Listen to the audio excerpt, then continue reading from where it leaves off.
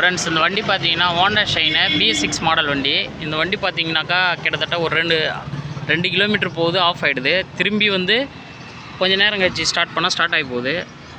திரும்பி பார்த்தீங்கன்னா ஒரு 2 கிலோமீட்டரில் மறுபடியும் வந்து வண்டி நின்று போகுது. இதுதான் வந்து கஸ்டமரோட கம்ப்ளைண்ட்டு. இது என்னன்னாக்கா, இப்போ நமக்கு வந்து எம்ஐ லைட்டு எதுவும் எரியல, அதனால் சென்சார் கம்ப்ளைண்ட் எதுவும் கிடையாது. இதை நம்ம வந்து கம்பல்சரி ஃபியூல் பம்பு தான் பார்த்தாகணும். இது பார்த்திங்கன்னா தெரியும், இதுதான் இந்த வண்டியோட ஃபியூல் பம்பு. இப்போ நம்ம இந்த பம்பை கழட்டிட்டு என்ன கம்ப்ளைண்ட்டுங்கிறதுங்க, எதாவது அடப்பு இருக்குதான்றதை நம்ம செக் பண்ணி பார்ப்போம். இதை கழட்டுறதுக்கு முன்னாடி ஃபியூல் ஓஸு, அதாவது இன்ஜெக்டருக்கு போகிற இந்த ஓஸை நம்ம கழட்டணும். அது கழட்டுறதுக்கு மேலே பார்த்திங்கன்னா ப்ளூ கலரில் ஒரு கிளிப்பு தெரியும். இதை மேலே எடுத்து விட்டுட்டு நம்ம அந்த கிளிப்பை எடுத்துகிட்டு அதுக்கப்புறம் அந்த ஃபியூல் பம்பை கழட்டி என்ன கம்ப்ளைண்ட்டுங்கிறத நம்ம தொடர்ச்சியாக பார்க்கலாம் ஃப்ரெண்ட்ஸ். அதேமாதிரி பார்த்திங்கன்னா நம்ம கீ ஆன் பண்ணோம்னா எம்ஐ லைட் வந்து கரெக்டாக ஆஃப் ஆகுது. அதுவும் எந்த கம்ப்ளைண்ட்டும் இல்லை ஃப்ரெண்ட்ஸ். இது பார்த்திங்கன்னா டேங்க்லேருந்து வர 2 ஓஸுமே நம்ம கழட்டிட்டு நம்ம அதுக்கு தகுந்த மாதிரி ஒரு ராடு சொருகி இருக்கிறோம். இதில் வந்து பெட்ரோல் வந்துக்கிட்டே இருக்குன்றதுனால நம்ம இந்த பக்கம் பார்த்திங்கன்னா இதில் ஒரு வீல் ஆக்சில் சொருகி இருக்கிறோம். இதில் பார்த்திங்கன்னா ஒரு ஜாயின் ராடு சொருகி இருக்கிறோம். இதில் என்ன கம்ப்ளைண்ட் பார்த்திங்கனாக்கா, இப்போ நம்ம வந்து இந்த ஃபில்டரை கழட்டி புதுசு வாங்கிக்கிறதுக்காக கொடுத்து அனுப்பியிருக்கிறோம். இதை ஃபில்டர் கழட்டும் போது பார்த்திங்கன்னா இங்கே ஒரு கிளிப்பு, இந்த இடம் பார்த்திங்கன்னா தெரியும். அதே மாதிரி இங்கே ஒரு ரப்பர் இருக்கும். அந்த ரப்பர் கழட்டிட்டிங்கன்னா நம்ம இந்த ஃபியூல் பம்பை வந்து தனியாக எடுத்துக்கலாம். இங்கே பார்த்திங்கன்னா தெரியும். இப்போ நம்ம இந்த வந்து பம்பை வந்து நம்ம தனியாக எடுத்துட்டோம்.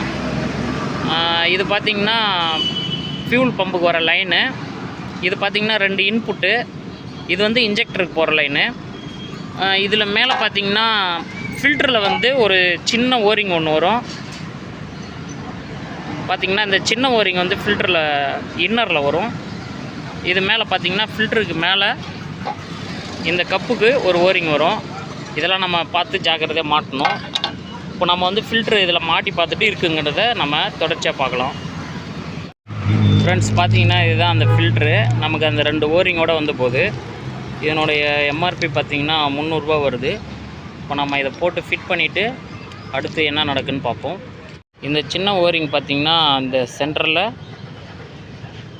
இதில் வரும் ஃப்ரெண்ட்ஸ். பார்த்திங்கன்னா வண்டி நம்ம இப்போ ரெடி பண்ணிட்டோம். பார்த்திங்கன்னா இது உள்ளே நம்ம ஃபில்டர்லாம் புதுசு மாற்றிட்டு உள்ளே அந்த ஃபியூல் பம்பு வந்து நல்லாவே க்ளீன் பண்ணிவிட்டு நம்ம எல்லா லிங்க்குமே கொடுத்துட்டோம். அந்த கனெக்ஷனு எல்லாமே கரெக்டாக இருக்குது. இப்போ நம்ம வந்து வண்டியை ஸ்டார்ட் பண்ணுறோம்.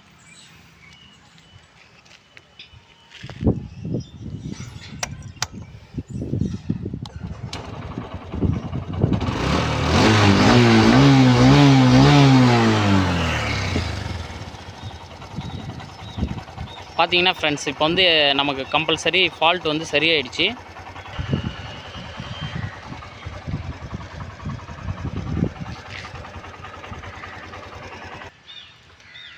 இந்த வண்டியில் கம்ப்ளைண்ட் பார்த்திங்கன்னா நமக்கு வந்து ஃபியூல் பம்பில் வர ஃபில்ட்ரு வந்து ஃபுல்லாமே பிளாக் ஆனதுனால தான் இந்த பிரச்சனை. அதனால் வந்து பார்த்திங்கன்னா பெட்ரோல் வந்து கரெக்டாக வந்து ஸ்ப்ரே பண்ணலை. இப்போ நம்ம வந்து இந்த ஃபில்ட்ரு மாற்றினதுக்கப்புறம் பார்த்திங்கன்னா பெட்ரோல் நல்லாவே வருது. வண்டியை வந்து டெஸ்ட் ட்ரைவ் பண்ணி பார்ப்போம் எப்படி போகுதுங்கிறத இப்போ நம்ம தொடர்ச்சியாக பார்க்கலாம் ஃப்ரெண்ட்ஸ்.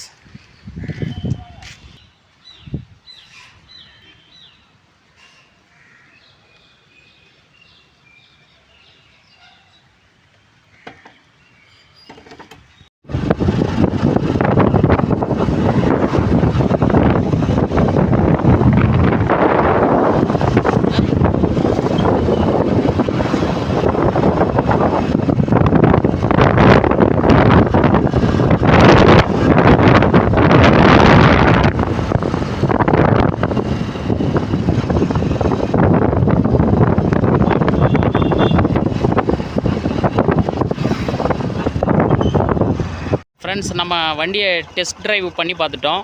எந்த கம்ப்ளைண்ட்டும் கிடையாது. நண்பர்கள் இது போன்ற வீடியோக்களை பார்க்குறதுக்கு நம்ம சேனலை சப்ஸ்கிரைப் பண்ணுங்கள். கூடவே பெல்லைக்கான கிளிக் பண்ணி ஆளுங்கிறத செட் பண்ணி வச்சுங்க. அப்போ தான் நாங்கள் போடுற வீடியோ நோட்டிஃபிகேஷன் வரும். வீடியோ பிடிச்சிருந்ததுன்னா உங்கள் நண்பர்களோட ஷேர் பண்ணுங்கள். Thank you friends.